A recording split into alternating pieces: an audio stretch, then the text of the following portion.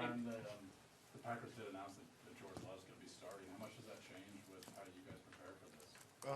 Probably not too much, obviously. Aaron Rodgers is a special player, probably one of the most talented quarterbacks in this league.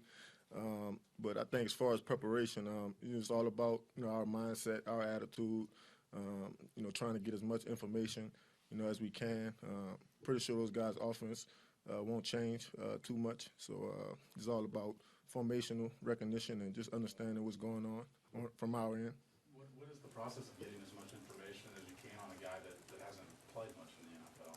Well, yeah, I just asked my coach that about an hour ago, and so you just kind of dig through all the tape, preseason games, try to get a feel for, what he likes to do, whether that be rhythm throws or, trying to find, his shots deep. I do know he has a big arm. He can move around the pocket, so, it'll be a good challenge for us. Do you have to sometimes find yourself going back to his college tape? Yeah, I think sometimes you do that, but I think he has a couple snaps, in the NFL, and so we'll look at those probably more than we look back into his college, days. He traded for Melvin Ingram yesterday. What was your reaction to Ingram coming here to Kansas City? I mean, I was excited, man.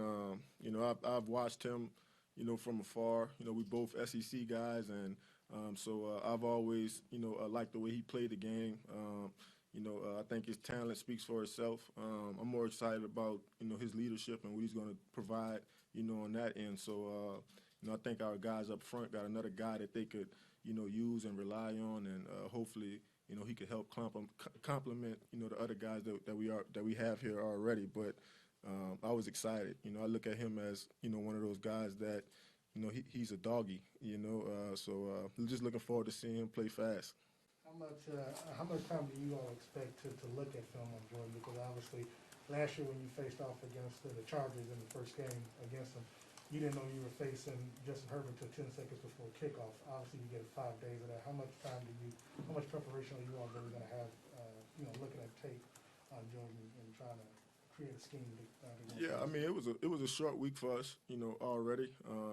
So I'll probably say, today, tomorrow, Friday, we'll get a good chunk of information, on Jordan. And, like I said, all the things that he could do well, some of the things that he doesn't handle well, we'll try to expose those things. But, like I mentioned earlier, I think for the most part it's all about our preparation, our attitude, and really what we able to do from a technique standpoint, play in and play out. One of the good things that you all did, though, the previous 2 games, you all played great second half. This last game, you played pretty much four straight quarters. How important is it going to be to continue to build on that in this game against Green Bay? I mean, it's huge. This is a big-time opponent. No beating around the bush. I don't think anybody's, projecting us to win this football game. I think we understand that. It's going to be a tall task for us, but I think we'll be ready for the challenge. How much of the quarterback change was even more of an emphasis on guys like Aaron Jones and Devontae Adams, and obviously trying to keep those guys in check, knowing that that's probably who Jordan's going to rely on the most? Yeah, I probably, it doesn't. Devontae Adams is one of those receivers that it doesn't matter who he has throwing the ball to him. He's a tough cover. The more I watch, Aaron Jones, I like the way he runs the football. He reminds me a lot of Delvin Cook. Got a lot of straight line speed, got a lot of power too, for his size, really run through a lot of arm tackles. So that'll be a tough task for us. And yeah, I mean, I could see them, leaning more, on 33. Obviously 17 speaks for himself, but even a backup running back, A.J. Dillon, he's a tough duty as well. So I could see them, using those guys a bit more. Tyrann, opponents have given you guys some problems with screen passes in recent years. Something you can put your finger on as to why you guys have had a little bit of difficulty defending those? Yeah, I think, sometimes, man, you get in these 3rd and long situations, and we all excited to, get to the quarterback and get a sack. But I think, some play calls, some down and distances just require you to just play fundamental football. I think a lot of that just comes from, formation recognition. I think most of these teams run the same plays. Most of the time is out of the same formations. So just being alert, on that, when you break the huddle. Tyrann, what's been most impressive to you in regards to what Nick Bolton and Willie Gay have been able to bring the lineup these past couple weeks? I mean, they've just been coming along, man. It's a lot that's on their plate, as far as this system, this scheme, and just trying to communicate, line people up. But those guys are still playing fast, after they communicate and get everything set. So I probably say that's the biggest positive. That's the biggest, sign of encouragement, especially as a, deep defender. When you got guys in front of you that, got a little speed, can really make plays, all over the field. It's been good to see them continue to, progress.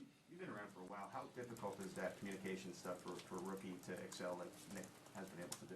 I mean, it's extremely difficult. You don't see too many rookie, middle linebackers, tasked with that duty. So to see Coach Spags, put his trust in him. Obviously, the kid is a good football player. He has a bright mind too. I think that helps, slow it down a little bit. But he's been a blessing for us, man. Especially with Hitch being out, him being able to step in and kind of keep it rolling for us. Tyrann, you guys have been fully healthy in the secondary these last few weeks. I'm just wondering how much has that put an impact on you to sort of do a lot of different roles in the secondary, and how much do you think that'll help you get maybe, as you alluded to on Twitter, closer to getting the ball, more opportunities for maybe making plays?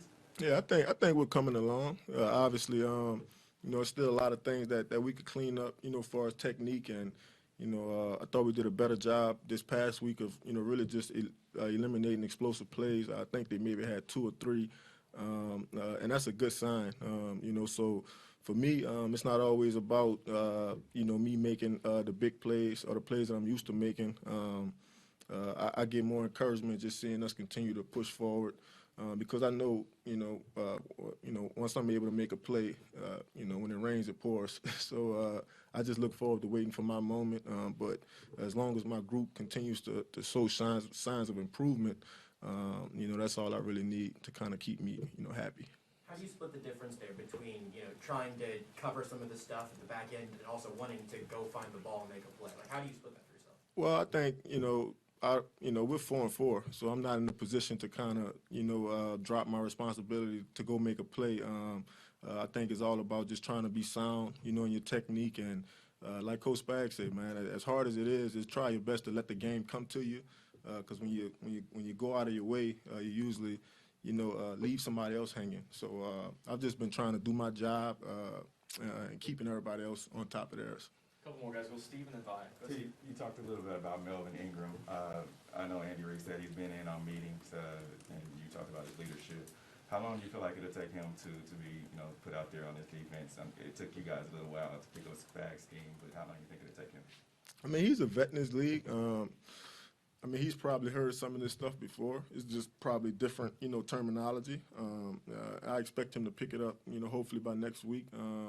But like I said, man, anytime you can add an extra guy that loves to play football, whether it's run or pass, I think it'll help us out big time. So, obviously we don't want to rush him, but I think the sooner the better. Five. Tyrann, it seemed like it was important to you to speak the other day to the social media stuff, and maybe even good for you to do it. Is that how it was? You wanted to, I don't know, just express yourself that way, and has it been good for you to have gotten that stated? Yeah, listen, I've got a bunch of great feedback, a bunch of positive feedback from that. I think a lot of times things could, be confusing or misunderstood.